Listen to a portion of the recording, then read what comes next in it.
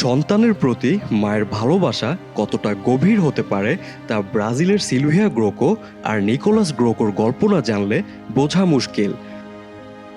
সিলভিয়ার ছেলে নিকোলাস জন্ম থেকেই দৃষ্টি প্রতিবন্ধী, এছাড়া রয়েছে অটিজমও।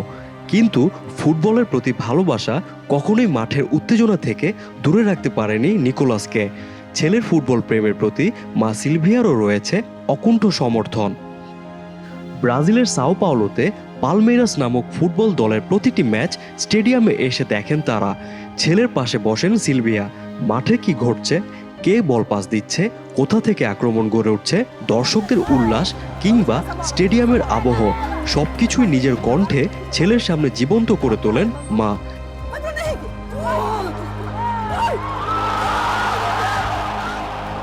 এভাবে একদিন পালমেইরাস ক্যারেন্থিয়ান্স ম্যাচে ক্যামেরায় ধরা পড়ে মা ছেলের হৃদয় ছোঁয়া মুহূর্ত।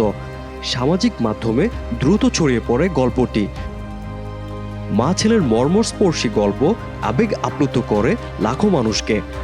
ছেলের জন্য মায়ের এই অসাধারণ ভালোবাসা ও নিবেদনের স্বীকৃতি হিসেবে 2019 সালে ফিফা ফ্যান অ্যাওয়ার্ড জেতেন সিলভিয়া গ্রোকো।